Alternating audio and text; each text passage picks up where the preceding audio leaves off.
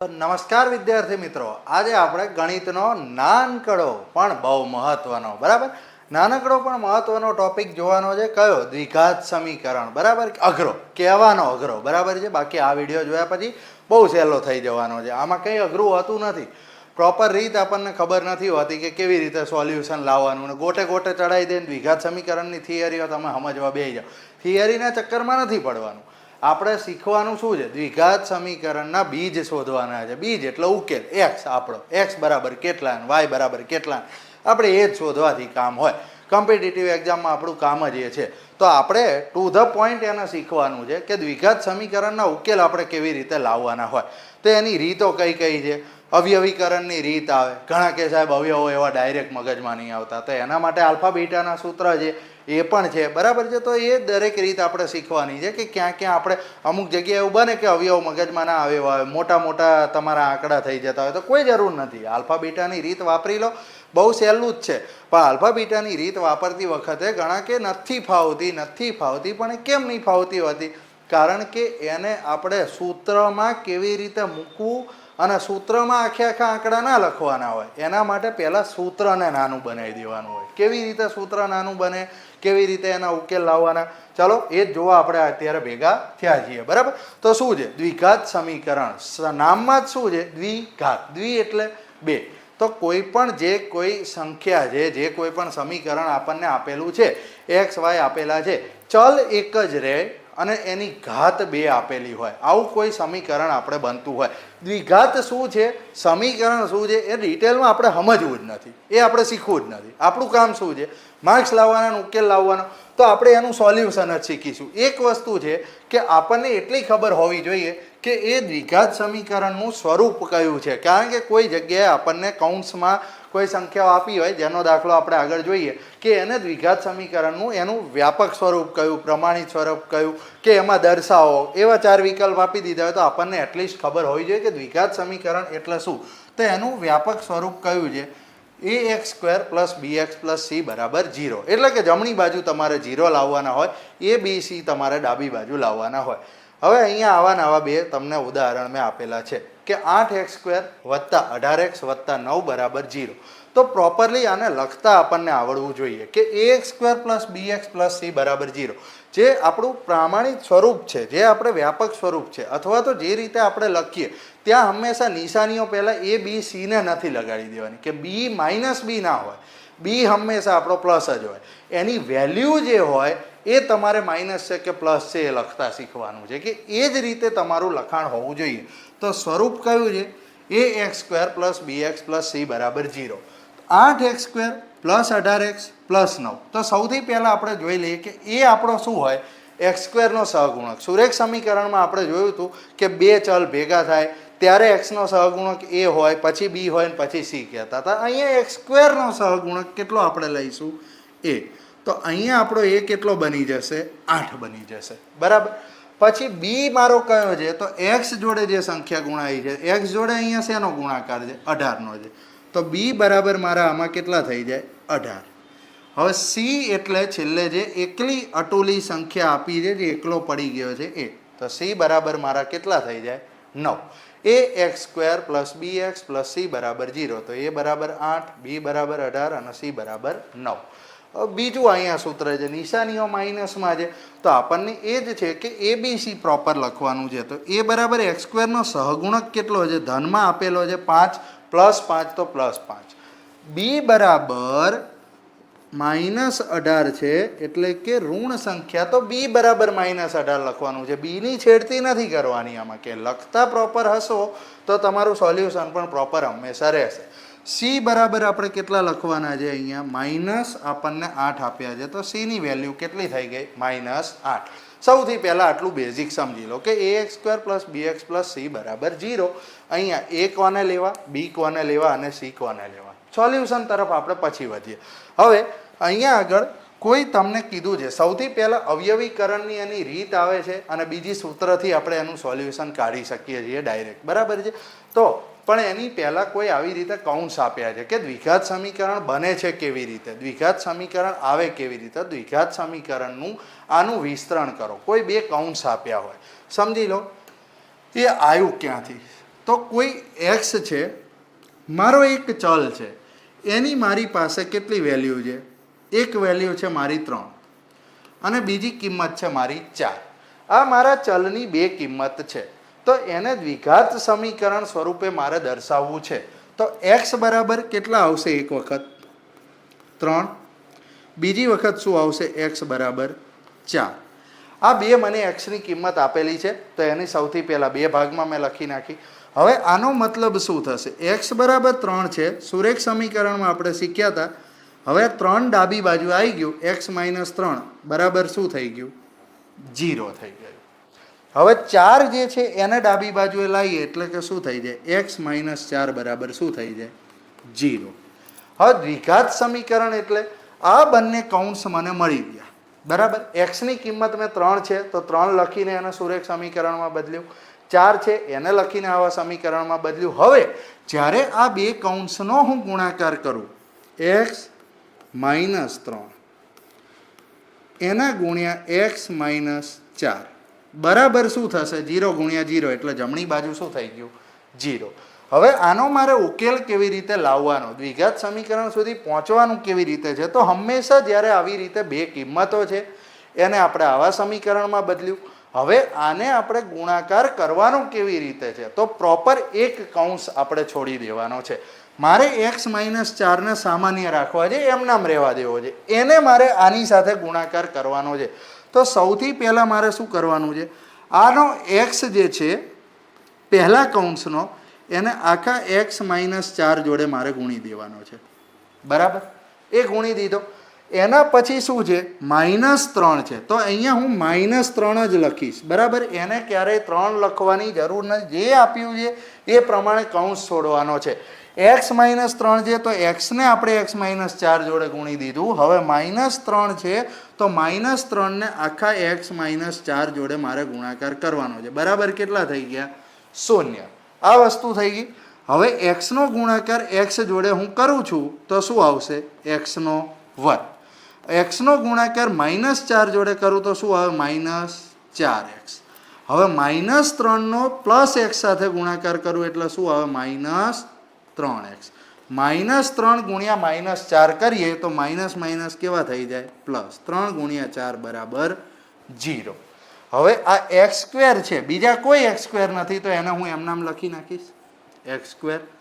-4x - 3x તો કેટલા થઈ જાય? -7x. 12 પણ એકલા છે તો એને એમ નામ લખી નાખો 12 બરાબર શું થઈ જાય? 0. તો આ થઈ ગયું એનું દ્વિઘાત સમીકરણ, જે આપણને આપેલું હતું કે જો x ની કિંમત 3 અને 4 છે તો એનું દ્વિઘાત સમીકરણ શું બનશે? તો દ્વિઘાત સમીકરણ આ રીતે બનશે. સૌથી પહેલાં તો x ની બંને કૌંસ બનાવી દઈશું, સુરેખ સમીકરણ. બંનેનો ગુણાકાર ડાબી બાજુ જમણી બાજુનો કરી દઈશું અને કૌંસ છોડીએ ત્યારે નિશાની જેની પાસે જે આપેલી છે એ નિશાની હંમેશા એની પાસે રહેવા દો અને એ પ્રમાણે આ ગુણાકાર કરો એટલે આ તમારું શું થઈ ગયું? દ્વિઘાત સમીકરણ. હવે આને નાને ઉલટું પૂછાતું હોય છે કે આનો ઉકેલ શું છે? તો x ની કિંમતો આપણે શોધવાની હોય છે. એ આપણે આગળ અવયવીકરણ જ્યારે સમજીએ અને જ્યારે આલ્ફા બીટાના સૂત્રો સમજીએ ત્યારે, જેને અવયવ ડાયરેક્ટ મગજમાં નથી આવતા એ. હવે અહીંયા આગળ એ જ વસ્તુ છે કે શું આપેલું છે બેઝિકલી આપણને કે x + 33 અને x - 25 આ બંને સંખ્યાઓનો ગુણાકાર કર્યો છે ને એને દ્વિઘાત સમીકરણના પ્રમાણિત સ્વરૂપમાં ફેરવવાનું છે. અથવા તો તમને આને એ રીતે પણ આપી દે કે x + 33 આપેલું છે, એનો મતલબ શું થાય? સામે જ્યારે 33 જશે, આની સામે સમજી લો કે 0 જ છે, તો x + 33 બરાબર 0 છે. જો 33 સામે જશે તો શું થઈ જાય? -33 થઈ જાય. x - 25 બરાબર 0 છે તો x બરાબર શું થઈ જશે? 25 પ્લસમાં. આ વસ્તુ થઈ જાય. આ આપણે x ના આર્યા વેલ્યુ છે, આલ્ફા અને બીટા છે, x ના બીજની કિંમત છે, દ્વિઘાત સમીકરણના બીજની કિંમત છે. પણ અહીંયા હવે આને આપણે સોલ્યુશન લાવીએ તો એમાં ફેરવવું હોય તો x ઇન્ટુ કેટલા થઈ જશે? આપણે આ કૌંસ છોડવો છે તો x નો ગુણાકાર શેની સાથે કરવાનો છે? x - 25 જોડે. પછી +33 છે તો પ્લસ લખીને 33 ઇન્ટુ કેટલા થઈ જશે? x - 25. આના બરાબર શું થઈ ગયું? 0. આ દ્વિઘાત સમીકરણમાં ફેરવાઈ જશે. x ગુણ્યા x કેટલા થઈ જાય? x નો વર્ગ -25 ગુણ્યા +x એટલે -25x વત્તા 33 ગુણ્યા x એટલે +33x અને -25 ગુણ્યા 33 કરવા નહીં બેસવાનું પેન પેપર લઈને 25 તરી કેટલા થઈ જાય 75 તો 750 એમાં 25 તરી 75 ઉમેરવાના છે 750 માં 50 ઉમેરો 800 ને ઉપર 25 ઉમેરો એટલે કેટલા થઈ જાય 825 બરાબર શું થઈ ગયું 0. હવે x² તો એમનામ જ લખવાનું છે -25x + 33x તો શું આવી જશે x² + 8x માઇનસ કેટલા થઈ જાય 825 બરાબર 0. આના ઇન શોર્ટ અવયવો છે અવયવીકરણ કરો ત્યારે તમારે શું મળી જાય ઊંધું જાઓ એટલે આ અવયવીકરણનું ઊંધું છે વિસ્તરણ બરાબર. તો આપણે આ જે x ની કિંમતો આપેલી હતી અથવા તો x ને કૌંસ રૂપે ડાયરેક્ટ આપ્યું હતું એનું વિસ્તરણ કરતા આપણને આ રીતે એનું દ્વિઘાત સમીકરણ મળ્યું. એના પછી ચાલો આ જ વસ્તુ છે આને આપણે દ્વિઘાત સમીકરણમાં ફેરવવાનું છે તો x એનો ગુણાકાર શેની સાથે કરવાનો છે x + 5 જોડે પછી ડાયરેક્ટ ઉપર આપણે આવીએ છીએ અત્યારે બેઝિક સમજી લઈએ પહેલા +25 × x + 5 બરાબર 0. x નો ગુણાકાર x જોડે એટલે શું થઈ ગયું x² વત્તા અહીંયા આગળ હવે x નો ગુણાકાર મારે શેની સાથે કરવાનો છે x ગુણ્યા x² થઈ ગયું. હવે x નો ગુણાકાર મારે 5 જોડે કરવાનો છે તો શું આવશે 5x વત્તા 25 નો ગુણાકાર x જોડે કરું એટલે 25x 25 પંચા કેટલા થઈ જશે 125 બરાબર 0. એટલે x² 5 અને 25 30x વત્તા 125 બરાબર 0. આ એનું દ્વિઘાત સમીકરણનું સ્વરૂપ થઈ ગયું. અહીંયા સુધી હવે ડાયરેક્ટ કેવી રીતે પહોંચવું ડાયરેક્ટ કેવી રીતે કરવું તો સમજી લો. આના ઉપરથી આપણે ડાયરેક્ટ દ્વિઘાત સમીકરણનો જવાબ કેવી રીતે આપવાનો તો અહીંયા સૌથી પહેલા x નો ગુણાકાર x જોડે કરી લો x² આવી ગયું. 22 નો ગુણાકાર 15 જોડે કરી લો શું નિશાની છે +22 છે -15 છે તો નિશાની પ્લસ માઇનસમાં છેલ્લે કઈ થઈ જશે માઇનસ. 22 ગુણ્યા 15 મારે કરવાનું છે 15 દુ 30 300 અને ઉપર બીજા 30 એટલે શું થઈ જાય 330. વચ્ચે કેટલા લખવાના તો વચ્ચે મારે શું લખવાનું છે હંમેશા એક વખત 22 નો ગુણાકાર x જોડે આવશે એક વખત 15 નો ગુણાકાર x જોડે આવશે. હવે 22 વત્તા 15 થશે કે 22 - 15 થશે તો બંનેની વેલ્યુ કેવી છે ઓપોઝિટ છે ઓપોઝિટ છે 22 અને 15 ની વેલ્યુ એનો મતલબ વચ્ચે શું થશે બાદબાકી 22 અને 15 ની બાદબાકી શું આવશે 7 આવશે. 7 જોડે x કેટલા આવવાના છે સિંગલ. હવે નિશાની મારે કઈ આપવાની તો વચ્ચેના x ને નિશાની કોની આપવાની આવશે મોટાની. મોટું કયું છે 22x બરાબર તો વચ્ચે નિશાની આપી દો પ્લસ.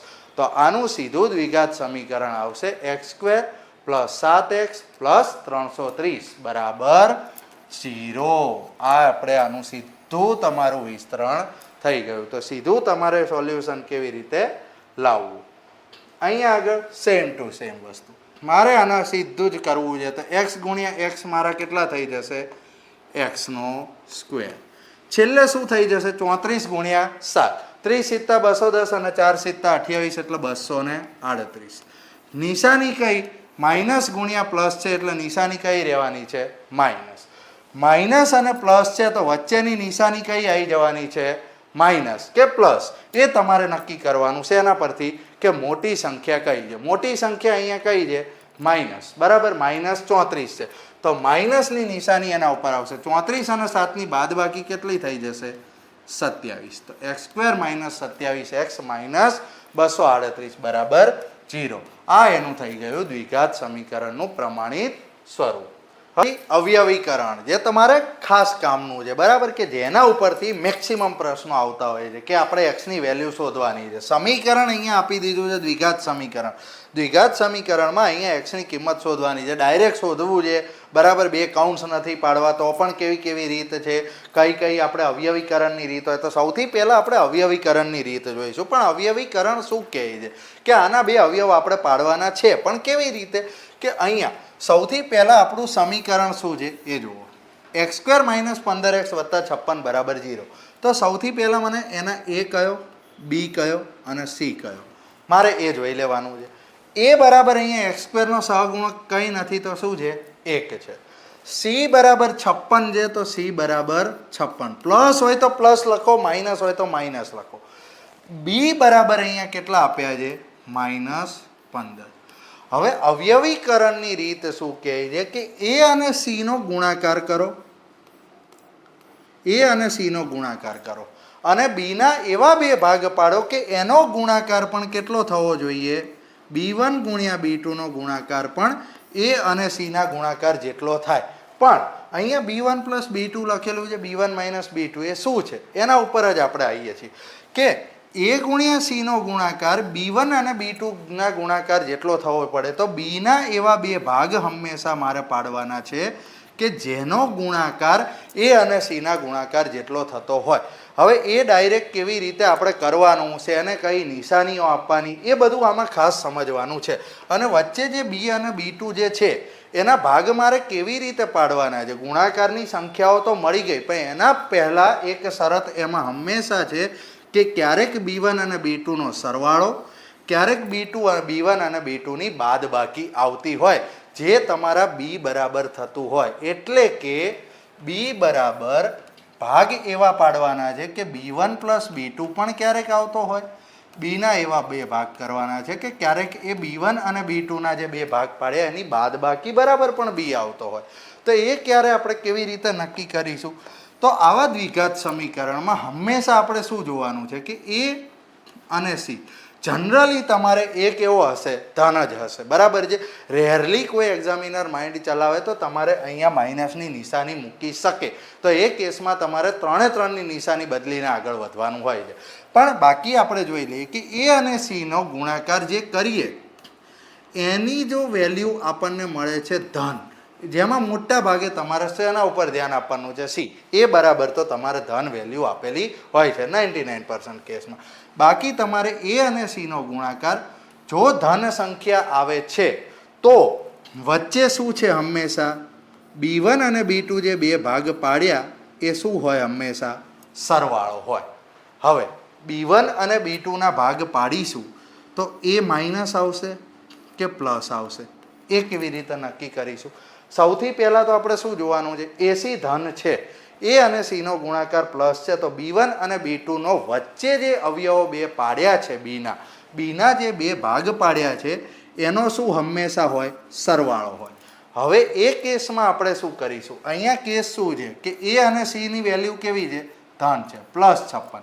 એનો મતલબ બી એટલે કે 15 ના મારે એવા બે ભાગ પાડવાના છે, પ્લસ છે, તો b1 વત્તા b2 બરાબર મારે કેટલું આવવું જોઈએ? 15 આવવું જોઈએ. બસ આનાથી મતલબ છે. b1 અને b2 નું વેલ્યુ જે છે પ્લસ, એ તમારી 15 આવી ગઈ છે. તો હવે એના પછી નિશાની ઉપર આવો કે નિશાની બીની કઈ છે? માઇનસ. તો બંનેની વેલ્યુ કેવી આપવાની? માઇનસ. જો બીની નિશાની પ્લસ છે તો બંનેની નિશાની b1 અને b2 ની કેવી થઈ જશે? પ્લસ થઈ જશે. તો એ બંનેની નિશાની પ્લસ થશે. કેવી રીતે? તો જુઓ, 56 છે, એક્સ જોડે કોઈ એક સંખ્યા છે પ્લસ ઓર માઇનસ, એક્સ જોડે બીજી સંખ્યા છે પ્લસ ઓર માઇનસ. 56 ના એવા બે ભાગ પાડો કે જેનાથી સરવાળો કેવો આવતો હશે? 15 આવતો હશે. કેમ સરવાળો? કારણ કે એ અને સી નો ગુણાકાર કર્યો એ કેવો છે? ધન છે. તો સરવાળો કરતા 8 અને 7 નો જો હું સરવાળો કરું તો કેટલો આવી જાય છે? 15. અને 8 અને 7 નો ગુણાકાર કેટલો આવી જાય છે? 56. તો મારા બે ભાગ કયા છે? 8 અને 7. આ બે ભાગ થઈ ગયા. તો એ બે ભાગ અહીંયા હું લખી નાખું, એક 8 અને એક 7. નિશાની કઈ આપવાની છે? તો જે ધન છે એ અને સી ની વેલ્યુ ધન આવી તો એ કેસમાં નિશાની જે વચ્ચેની હશે એ બંને સંખ્યાને મળી જશે. એટલે કે x - 8 અને x - 7 આવા બે અવયવ પડી ગયા, એના બરાબર શું છે? 0. તો x - 8 બરાબર 0. તો x ની એક કિંમત કેવી થઈ ગઈ? 8.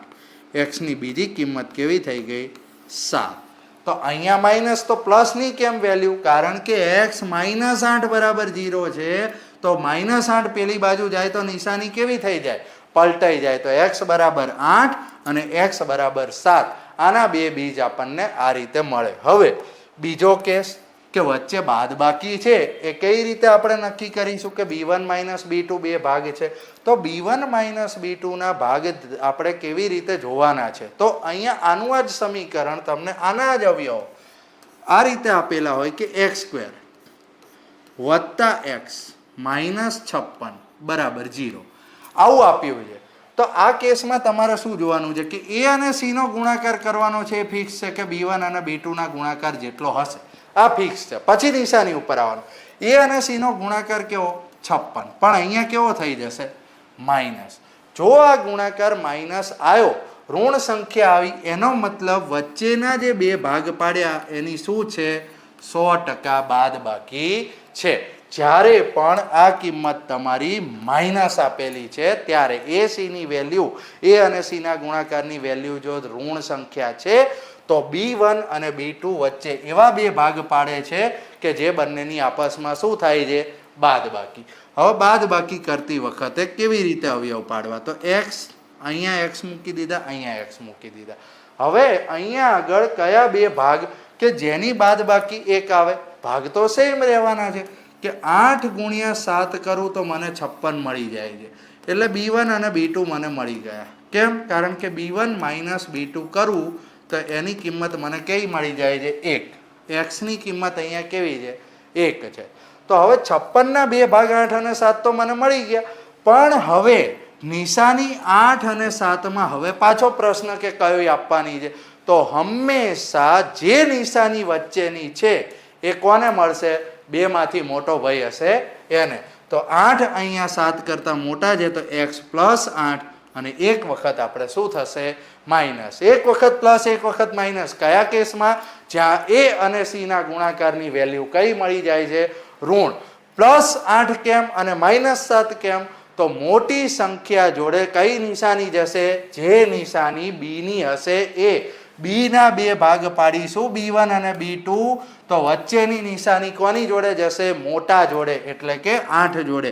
હવે આનો ઉકેલ આપું તો x + 8 બરાબર 0 થાય તો x બરાબર કેટલી કિંમત થઈ -8 અને x - 7 બરાબર 0 થાય તો x ની બીજી કિંમત આપણને કેટલી મળી ગઈ 7. તો આના જે સોલ્યુશન અને નિશાનીઓ આનું જ મહત્વ છે. એ વિષયમાં આગળ આપણે બીજા એક્ઝામ્પલ્સ જોઈએ એટલે આપણને વધારે ડિટેલમાં ખ્યાલ આવી જાય.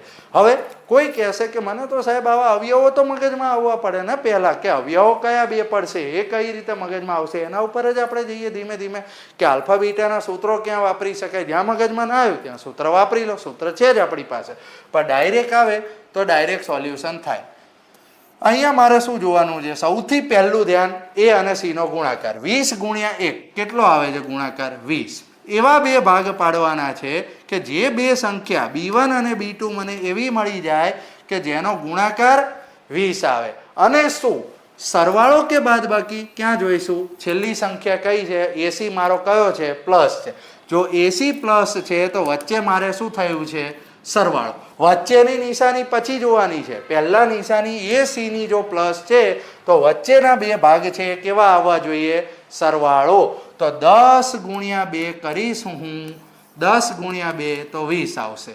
10 + 2 તો શું આવી જશે 12 આવી જશે. વચ્ચેના 12 મળી ગયા આ 20 મળી ગયા તો x જોડે એક વખત શું આવશે 10 બીજી વખત શું આવશે 2. હવે નિશાનીઓ કઈ આપી તો વચ્ચેની નિશાની હવે બંનેની જશે. b ના બે ભાગ પડશે એ જ નિશાનીઓ કોને મળી જવાની છે b ને. તો માઇનસ છે તો બંનેની નિશાની કેવી માઇનસ. તો x - 10 બરાબર 0 તો x ની એક વેલ્યુ કેવી થઈ ગઈ 10. x - 2 બરાબર 0 તો x ની બીજી વેલ્યુ કેવી થઈ ગઈ 2. તો ચલો હવે એની આગળનો સમ જોઈએ. અહીંયા આગળ આપણે b ના એવા બે ભાગ પાડવાના છે કે જે ac ના ગુણાકાર જેટલા થાય. અહીંયા a મારો કેટલો છે 3 a એટલે કે x² નો સહગુણક અને c કેટલો છે 28. 3 × 28 કેટલા થઈ જાય છે 84. 84 ના એવા બે અવયવ પાડવાના છે કે જેનો સરવાળો કે બાદબાકી મારે કેટલી જોઈએ 5. નક્કી કેવી રીતે કરીશું કે સરવાળો કે બાદબાકી જેમ મેં તમને કીધું એમ કે એસીની વેલ્યુ એટલે કે 3 ગુણ્યા -28ની વેલ્યુ તમારી કેવી આવવાની છે? માઇનસ. માઇનસ એનો મતલબ કે B1 અને B2 એવા બે ભાગ હશે કે જે બંને વચ્ચે શું હશે? બાદબાકી હશે. બાદબાકી હશે એનો મતલબ એવો છે કે એક અવયવ કેવો હશે? બંને અવયવ કેવા હશે? 5થી મોટા. કારણ કે એકમાંથી બીજું બાદ કરીએ ત્યારે આપણને વેલ્યુ કેટલી મળવાની છે? 5. હવે 5 કરતાં એવા બે મોટા અવયવ કે જેનો ગુણાકાર કેટલો આવે છે? 84. અને બાદબાકી કેટલી આવવી જોઈએ? 5. તો એક કિંમત મારી કેવી થઈ જશે? 12. અને બીજી કિંમત મારી કેવી થઈ જશે? 7. 12 ગુણ્યા 7 કેટલા થઈ જાય? 84. તો આ એના બે ભાગ પડી ગયા. ચાલો ઓકે. અત્યાર સુધી આપણે શું કરતા હતા કે એક્સ જોડે એક અવયવ મૂકી દીધો, બીજા એક્સ જોડે બીજો એક અવયવ મૂકી દીધો. અહીંયા એવું મૂકી શકાશે? ના. કેમ ના મૂકી શકાય? કારણ કે અત્યાર સુધી આપણે જેટલા પણ સમ્સ જોયા એ દરેકમાં x² નો સહગુણક એટલે કે એ બરાબર કેટલા હતા? 1. પણ અહીંયા તો એ બરાબર 3 છે. તો સોલ્યુશન કેવી રીતે લાવવું? યસ, તો એ કેવી રીતે લાવવાનું છે? સૌથી પહેલાં કે 3x² છે એને એમ નામ લખી નાખો. બે અવયવ મારા કેટલા પડી ગયા હતા? 12 અને 7. હવે મોટા પાસે વચ્ચેની નિશાની રહી જવાની છે. તો એનો મતલબ કે 12 પાસે કઈ નિશાની રહી જશે? પ્લસ. અને 7 પાસે કઈ નિશાની રહેશે? માઇનસ. તો હવે 3x² પછી તમે +12x લખો. +12x લખશો કે પછી -7x પહેલાં લખશો, એનાથી તમારા જવાબમાં કોઈ ફરક પડશે નહીં.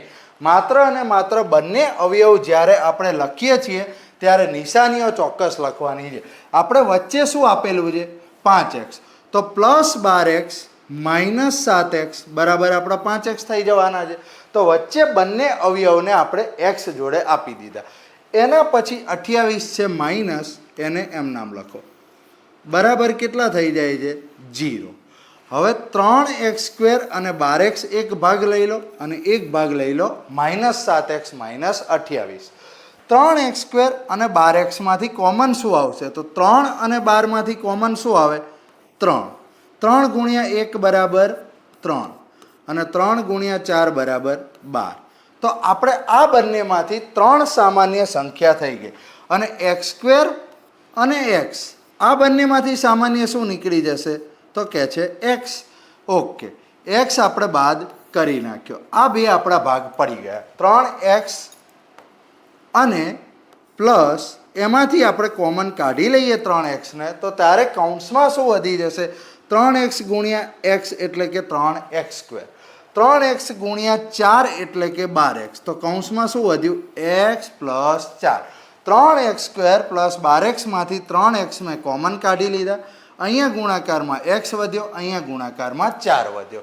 એના પછી -7x અને -28માં કોમન શું નીકળી જશે? તો કે છે -7. અને કૌંસમાં શું વધશે? x + 4 બરાબર 0. જ્યારે પણ આ રીતે સાદુરૂપ આપીશું ત્યારે વચ્ચે જે આ કૌંસ આવશે હંમેશા કેવો આવવાનો છે? કોમન. કોમન જ આવશે હંમેશા. સામાન્ય એટલે કે એક કૌંસ મારો શું થઈ ગયો? x + 4. જે આપણે વિસ્તરણમાં ડિટેલમાં જોયું હતું એ જ રીતે બે કૌંસ પ્રત્યે આપણે પહોંચ્યા. બીજો કૌંસ શું થઈ ગયો? 3x - 7 બરાબર કિંમત કેટલી આવી ગઈ? 0. હવે x + 4 બરાબર 0 એટલે કે x ની એક વેલ્યુ કેટલી આવી જશે? -4. 3x -7 બરાબર 0. તો 3x બરાબર કેટલા થઈ જાય? 7. તો x ની જે કિંમત આવશે એ કેટલી આવશે? 7/3. તો આના બંને બીજ એટલે કે x ની બંને કિંમત શોધવાની દ્વિઘાત સમીકરણના સાદુરૂપની પ્રોપર આ રીત છે. હવે અહીંયા અવયવો ના પાડવા હોય અથવા તો આપણે આટલી માથાકૂટમાં ન પડવું હોય તો એના માટેની કોઈ રીત ખરી? હા, એ જ છે આલ્ફા અને બીટાના સૂત્રો. તો એના તરફ આપણે આગળ વધીએ. સેમ દાખલો આપણે એ રીતે પણ કરીએ કે સીધા આપણે આલ્ફા અને બીટા કેવી રીતે શોધવા. સૂત્રોમાં ગોખણ પટ્ટીમાં પડવાની જરૂર નથી. બસ સૂત્રને યાદ રાખવાની તમારી રીત કેવી છે અને એ રીત આપણે સાવ સરળ રીતે જોઈ લઈશું. એ બંને સૂત્રો કયા છે? તો સૂત્રો છે સીધા આલ્ફા અને બીટા. એટલે કે સીધા બંને બીજ સીધી જે આપણે કિંમત છે એના તરફ જવાના સૂત્રો છે. આલ્ફા જોડે કે બીટા જોડે હંમેશા ઉપર શું આવશે -b અને નીચે શું આવશે 2a. તો આપણે પહેલાં એને લખી નાખો. -b અહીંયા પણ લખી નાખો અને 2a અહીંયા પણ લખી નાખો. નિશાનીઓ બહુ મહત્વની છે એટલે જ આપણે સ્ટેપ બાય સ્ટેપ જઈએ છીએ કે બંનેમાં -b હંમેશા રહેશે. નીચે શું રહેશે 2a આ કોમન રહેશે. બંને જગ્યાએ અહીંયા શું આવશે તો √δ. અહીંયા પણ શું આવવાનું છે √δ. બસ બંને કિંમતો જ્યારે આપણે કાઢીએ છીએ ત્યારે એક વખત અહીંયા પ્લસ લખવાનું છે ને એક વખત અહીંયા માઇનસ લખવાનું છે. બસ બંને સૂત્રમાં આટલો ફરક છે. હવે ડેલ્ટા શું છે ખબર ના પડે કારણ કે એ જ આપણે હવે જોવાનું છે કે ડેલ્ટા કેવી રીતે શોધવાનો છે. તો ડેલ્ટાની કિંમત આવશે હંમેશા b² - 4ac. b². બીની કિંમત અહીંયા આપણને કેટલી આપેલી છે +5. તો +5 છે તો 5 વર્ગ -4 એ એટલે કે આપણો 3 આપ્યો છે અને c કેટલો આપેલો છે -28. આ આપણો થઈ જશે ડેલ્ટા. આનું સાદુરૂપ તમે આપો તો 5 નો વર્ગ કેટલો થઈ જાય 25. માઇનસ અને માઇનસનો ગુણાકાર કેટલો થઈ જશે પ્લસ. 4 તરી 12. 12 ગુણ્યા 28 કરવા છે 12 તરી 360. એમાંથી 12 દુ 24 બાદ કરો એટલે કેટલા આવી જાય 336. તો મારા ડેલ્ટાની કિંમત કેટલી આવી ગઈ 361. હવે મારે બંને જગ્યાએ જરૂર શેની પડવાની છે √δ. તો સીધો હું આનો √δની કિંમત જ પહેલાં લઈ લઉં જેથી મારે મૂકવામાં સરળતા રહે. તો એ 361નું જ્યારે વર્ગમૂળ કાઢવામાં આવે ત્યારે મારી કિંમત કેટલી મળી જાય છે મને 19. ચાલો હવે આપણે એની કિંમતો અહીંયા મૂકીએ. તો પહેલી આપણે જે કિંમત કાઢવાની છે એ -b એટલે કેટલા આવી જશે -5. અહીંયા આગળ +√δ છે એટલે કે પ્લસમાં કેટલા લખવાના છે 19 અને નીચે 2a એટલે કે 2 ગુણ્યા 3 શું આવી જશે 6. સેમ વસ્તુ આપણે અહીંયા લખી નાખો -5. હવે બીજી વખતે √δ કેવો લખવાનો છે -19 અને છેદમાં શું રહેશે 6. તો -5 વત્તા 19 એટલે કેટલા આવી જશે 14/6. 14/6 એટલે પહેલી કિંમત મારા x-ની મારા બીજની પહેલી કિંમત કેટલી થઈ ગઈ 7/3. અહીંયા -5 -19 એટલે કે કેટલા થઈ જશે -24/6. તો x-ની મારી બીજી કિંમત કેટલી આવી જાય -4. તો આપણે આલ્ફા અને બીટાની આ રીત પણ છે કે જ્યારે અવયવો ડાયરેક્ટ મગજમાં ન આવે ત્યારે એ કોઈ પણ દ્વિઘાત સમીકરણના બીજ કાઢવા છે, દ્વિઘાત સમીકરણમાં x-ની કિંમત કાઢવી છે તો સીધી આલ્ફા અને બીટાની રીતથી આપણે ફોલો કરી લઈએ. નોટ પેન રાખજો, સૂત્ર ખાસ લખી લેજો અને સૂત્ર લખો તો ગોખતા નહીં. કોમન છે બંને બીજ કાઢતી વખતે -b બંનેમાં રહેશે, છેદમાં 2a બંનેમાં રહેશે. ખાલી અને ખાલી ફરક શું રહેશે એક વખત +√δ એક વખત -√δ. ડેલ્ટા એટલે b² - 4ac. ડન છે. ચલો હવે આગળનો સમ જોઈએ. ચલો તો આગળ આપણે 5મા નંબરનો જે સમ જોયો ઓલરેડી થોડા લેવલવાળો જોઈ લીધો. એટલે મોસ્ટલી જે આવતા હોય છે એમાં x² નો સહગુણક તમને એ પણ હંમેશા લગભગ 1 આપેલો હોય છે, પણ ન આપેલો હોય એ કેસમાં પણ આપણે સોલ્યુશન લાવી શકવા જોઈએ. એના માટે એ સમ મેં એ રીતે સેટ કરેલો છે. હવે આમાં આપણે ઇઝી વસ્તુ છે. સૌથી પહેલાં 2000ના એવા બે ભાગ પાડવાના છે કે જેથી સરવાળો કે બાદબાકી કરતાં -10 મળે. સરવાળો કે બાદબાકી -10 પણ પછી જોવાનું. સૌથી પહેલું ધ્યાન માઇનસ ઉપર. જો મારા એસીનો ગુણાકાર માઇનસ આપે છે તો વચ્ચે શું છે બંને સંખ્યાની બાદબાકી. તો x જોડે એક વખત પ્લસ આવશે, x જોડે બીજી વખત શું આવવાનું છે માઇનસ. હવે 2000ના એવા બે ભાગ પાડો કે 10 આવે. એ કેવી રીતે આપણે કરવાનું છે બાદબાકી કરવાની છે, ફિક્સ થઈ ગયું કારણ કે એક વખત પ્લસ એક વખત માઇનસ, કારણ કે એસીનો ગુણાકાર માઇનસ આવે છે. તો હવે 2000ના બે ભાગ મારે પાડવાના કે જેથી બાદબાકી મારી 10 આવે. ડાયરેક્ટ માઇન્ડમાં કેવી રીતે આવે તો સૌથી પહેલાં એને વિચાર શક્તિ તમારી કઈ રીતે ડેવલપ થાય. સૌથી પહેલાં તો મારે શું છે બાદ બાકી 10 આવે છે. એનો મતલબ કે મારા બંને અવયવો કેવા છે? 10 કરતાં મોટા છે. આ વસ્તુ ફિક્સ થઈ ગઈ. 50 ગુણ્યા 40 અહીંયા ઇઝી છે, પણ હું જ્યારે તમારે અઘરા અવયવ આવે ત્યારે કેવી રીતે તમારે એની નજીક પહોંચવું, કઈ રીતે ડાયરેક્ટ માઇન્ડમાં આવે એ ટ્રીક સમજાવી રહ્યો છું. કે તમારે સમજવાનું શું છે એક્ઝેક્ટલી, કે અહીંયા 10 કરતાં બંને મોટા છે.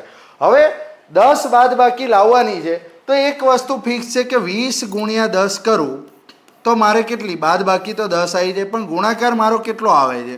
200. હવે મારે આની કરતાં મોટા ગુણાકાર જોઈએ છે. કેમ? કારણ કે મારી વેલ્યુ અહીંયા કેટલી આપેલી છે? 2000 આપેલી છે. તો મોટા જોઈએ છીએ, તો આનાથી એક એક સ્ટેપ તમે મોટા ગુણાકાર કરતા જાઓ. કેવી રીતે? રાઉન્ડ ફિગર સૌથી પહેલાં પકડવાનો છે, અને એના પછી કોઈ કેસમાં તમારા અવયવો એવા પણ આવશે કે 24 અને 27 અવયવ પડતા હશે, પણ અહીંયા તમે પહોંચશો ક્યાંથી? જ્યારે તમને ખબર પડશે કે મારા અવયવો કેવા છે? 20 અને 30ની વચ્ચેના છે. એ વિચાર કેવી રીતે આવશે? કે બાદબાકી 10 માટે મેં 20 અને 10 સરળ સંખ્યા લઈ લીધી. એના પછીનું સ્ટેપ કયું છે? 30 ગુણ્યા 10 કરું તો કેટલા આવી જાય? 30 ગુણ્યા 20 કરું તો મારો ગુણાકાર કેટલો આવે? 600. એટલે મારે હજી મોટી સંખ્યા તરફ જવાનું છે. એટલે હવે હું શું કરીશ? 40 ગુણ્યા 30 કેટલા આવશે? 1200. નહીં આવતું. હજી મોટા તરફ જવાનું છે. આ બધું માઇન્ડમાં થઈ જાય અને ગણતરીની સેકન્ડમાં થઈ જાય. 40 ગુણ્યા 30 નથી આવતું, તો હું શું કરીશ? 50 ગુણ્યા 40. 50 ગુણ્યા 40 2000. અહીંયા કામ પતી ગયું. બરાબર? અઘરો આગળનો સમ આવે છે, એમાં પણ હું તમને એ જ વસ્તુ તમને એપ્લાય કરીને બતાવું છું કે કેવી રીતે તમે અવયવોની નજીક પહોંચશો. એનો મતલબ અહીંયા મને ખબર પડી ગઈ એક અવયવ કયો છે? 50 છે અને એક 40 છે. તો અહીંયા એક વખત 50 મૂકવાનું, એક વખત 40. 50 ક્યાં આવશે? વચ્ચેની નિશાની કઈ છે? મોટાને જશે, એટલે કે માઇનસમાં 50 અને પ્લસમાં 40. તો એક્સની એક કિંમત મારી કઈ આવશે? -40, અને બીજી કિંમત મારી આવશે +50. અહીંયા તો સરળ જ હતા કે 50 અને 40 જેવા અવયવો તો આપણને માઇન્ડમાં આવી જાય. અહીંયા જે તમને સૂત્ર આગળ સમજાવ્યું 5મા સમમાં એ જ છે. એના પછી હવે અહીંયા છે x² - 4x - 480. આના અવયવો ડાયરેક્ટ શોર્ટમાં કેવી રીતે પૂરા થશે? તો સૌથી પહેલાં મને ખબર છે કે x જોડે મારા બે અવયવ આવશે, કારણ કે x² નો સહગુણક કેવો છે? એક જ છે. x જોડે બંને અવયવો કયા કયા હશે? છેલ્લે AC માઇનસ આવે છે મારો, એનો મતલબ મારે શું આવશે? બાદબાકી. બાદબાકી આવશે, એનો મતલબ અવયવો મારા કેવા છે? 4 કરતાં બંને મોટા છે, પણ બાદબાકી મારી કેવી રહેવી પડે? 4 રહેવી પડે. જલ્દી કેવી રીતે ગણી લઈશ? તો સૌથી પહેલાં હું ગણીશ કે પહેલો અટેમ્પ મારો શું હશે? 10 ગુણ્યા 6 બરાબર કેટલા આવે? 60. નહીં, મારે તો 480 જોડે જવું છે, તો કંઈ નહીં. હવે 20 ગુણ્યા 16 કરીશ, કેટલા આવશે? 320. નહીં, હજી મોટું જોઈએ છે, તો હું શું કરીશ? 30 ગુણ્યા 26 કરીશ, તો કેટલા આવશે? 780. સંખ્યા ઘણી મોટી થઈ ગઈ. એનો મતલબ મારા જે અવયવ છે એ ક્યાં છુપાયેલા છે? અહીંયા આનાથી મોટા છે અને આનાથી કેવા છે? નાના છે. એટલે મારા અવયવ અહીંયા ક્યાંક છુપાયેલા છે. આ વસ્તુની ગણતરીઓ સ્પીડમાં જો તમે મારા ગુણાકાર જે બતાવેલી રીતો છે એ પ્રમાણે કરો તો 100% તમારા સ્પીડી ગુણાકાર થઈ જાય. એનો મતલબ મારા અવયવ અહીંયા ક્યાંક છે. ઓકે, અહીંયા ક્યાંક અવયવ છે. તો હવે સૌથી પહેલાં તો મને ખબર હોય કે છેલ્લે 0 આવે તો બેકી સંખ્યા જોડે 5નો ગુણાકાર થતો હોય, અથવા તો કોઈ પણ સંખ્યાનો 10 જોડે ગુણાકાર, રાઉન્ડ ફિગર જોડે ગુણાકાર થતો હોય. ચલો એને અત્યારે ગોળી મારો અને આપણે અત્યારે ધ્યાન આપીએ કે ચલો અવયવને નજીક લઈ જઈએ. તો નજીક મને શું પડશે? 25 ગુણ્યા 21. 25 ગુણ્યા 21 કરું તો શું થઈ જાય? 525. 525 થયા, પણ મને જોઈએ છે કેટલા? 480. એટલે હજી મારે કયા બાજુ જવાનું છે? 20 અને 16 બાજુ. તો 20 અને 16 બાજુ હજી પણ હું જતો જાઉં તો 25 કરતાં નાનું શું આવે છે? 24. 24 ગુણ્યા 20 હું કરું તો મારો જવાબ કેટલો આવી જાય? 480. આ રીતે તમે ગણતરી કરો. અત્યારે તમને એવું લાગે કે આ તો 4-5 આંકડા વિચારવા પડ્યા, ઘણી ગણતરી કરવી પડી, આની કરતાં તો મારે આલ્ફા બીટા સારા. પણ તમે એ પણ કરો તો વેલ એન્ડ ગુડ છે, એમાં કોઈ ના નથી. બટ જો તમારી ગણતરી ફાસ્ટ છે તો તમે આ રીત સૌથી ઝડપથી એપ્લાય કરી શકો, કારણ કે ગુણ ગણતા વાર ના લાગે. 20 ગુણ્યા 16 કેટલા, 26 ગુણ્યા 30 કેટલા, ફટાફટ ગણાઈ જ જાય. હવે મને ખબર છે કે એક અવયવ મારો કેટલો થઈ ગયો 24, એક અવયવ મારો થઈ ગયો 20. વચ્ચેની નિશાની મોટા જોડે, ઓપોઝિટ નિશાની નાના જોડે. તો x - 24 બરાબર 0, એટલે x ની એક વેલ્યુ કેટલી આવી ગઈ +24, અને બીજી વેલ્યુ મારી કેટલી આવી જશે -20. તો x ના બંને બીજ દ્વિઘાત સમીકરણના આવી રીતે ઉકેલાઈ શકે. તો આજના વિડીયોમાં આપણે દ્વિઘાત સમીકરણનો જે ટોપિક અઘરો લાગતો એ સાવ સહેલો બનાવી લીધો છે. નાનો પણ લાગે છે અઘરો, એ બની ગયો છે સાવ ઇઝી. તો હવે લાઈક કરવાનું ના ભૂલતા, અને તૈયારી કરનારા તમારા મિત્રોને શેર જરૂરથી કરી દેજો, ચેનલને સબસ્ક્રાઈબ કરી દેજો. મળતા રહીએ. નમસ્કાર, જય હિન્દ.